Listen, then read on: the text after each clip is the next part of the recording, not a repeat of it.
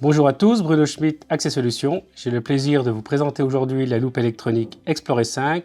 C'est une loupe faite pour les personnes malvoyantes et fabriquée par la société Humanware. A tout de suite pour la présentation. Accès Solutions, la technologie au service de l'accessibilité.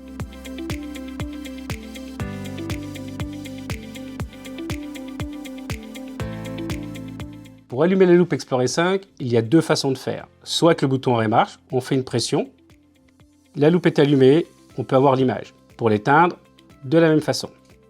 La façon que je préfère, personnellement, c'est en tirant la poignée. Et là, on va pouvoir directement avoir une position ergonomique pour tenir sa loupe, une bonne stabilité et se déplacer sur le papier. Pour l'éteindre, de la même façon, je replie, ma loupe est éteinte. Maintenant, il y a différentes possibilités d'utilisation de cette loupe avec cette poignée. Donc, cette poignée étant très ergonomique, donc on va la tirer pour l'allumer, mais on peut la pousser vers l'arrière, se positionner sur le papier, et on va pouvoir glisser sur le papier pour lire tranquillement ces documents. Troisième possibilité, c'est de pousser le pied vers l'arrière, et là on est en mode chevalet, ce que l'on peut considérer comme une des positions les plus ergonomiques pour une loupe électronique.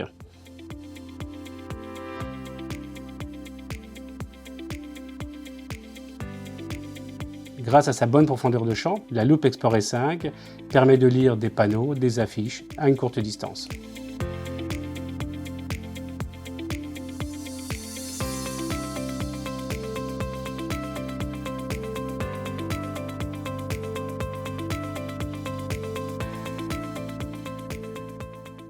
La loupe est positionnée en mode chevalet. Ce que j'aime sur ce produit, c'est sa simplicité. Au niveau des boutons, nous retrouvons exactement la même chose. Il n'y a que 4 boutons qui sont en façade, un qui est situé sur la gauche de l'écran et 3 qui sont situés à droite de l'écran. Et chaque bouton a quand même un petit cran, ce qui va permettre en partant du haut vers le bas de repérer chaque bouton. Le bouton du haut va permettre de zoomer. Celui qui est situé au milieu va permettre de dézoomer. Et le bouton qui est situé en bas va permettre de geler l'image. Donc c'est ce qu'on appelle le freeze. On va pouvoir capturer, l'image va être figée, ensuite on pourra grossir pour voir par exemple un numéro de téléphone un petit peu plus gros.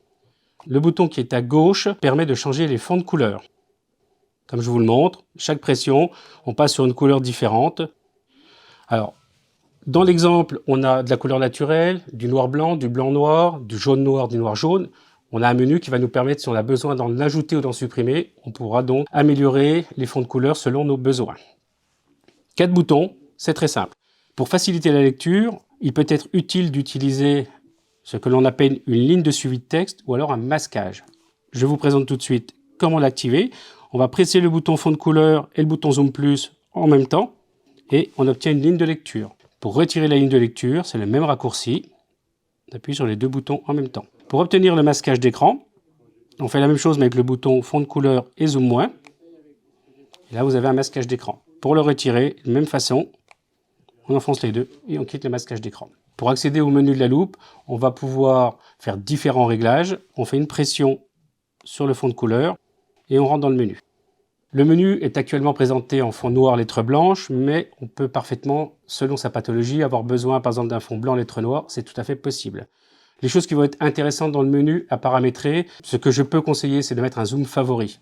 Le zoom favori, cela veut dire qu'à chaque fois qu'on va éteindre sa loupe et la rallumer, on aura toujours le même zoom au démarrage de la loupe. Même si entre-temps on a fait des changements de zoom, à l'extinction et au rallumage, il reprendra le zoom favori.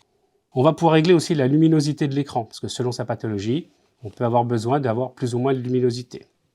On va pouvoir aussi voir le numéro de série de sa loupe, on va pouvoir choisir les fonds de couleur, choisir aussi 50 ou 60 Hz, on n'en tient pas trop compte, c'est un réglage pour affiner au niveau visuel aussi. Et bien sûr, tout en haut du menu, on a la galerie, parce qu'on va pouvoir quand même sauvegarder des images que l'on aura gelées en version sauvegarde d'image. Pour terminer sur cette sauvegarde d'image, lorsqu'on utilise le bouton gel, comme je l'ai présenté tout à l'heure, une pression courte, ça gèle l'image, on rappuie, on dégèle. Par contre, si on fait une pression maintenue sur le même bouton, là, on va prendre en photo et ça ira directement dans la galerie. Pour quitter le menu, je fais une pression sur le bouton fond de couleur et je reviens dans l'utilisation de ma loupe. J'espère que cette vidéo vous a plu. Pensez à visiter notre chaîne YouTube, vous y trouverez des vidéos sympas et utiles et abonnez-vous. Pour ne rien manquer de nos prochaines vidéos, abonnez-vous à notre chaîne YouTube sans oublier d'activer les notifications. N'hésitez pas à liker et à partager autour de vous.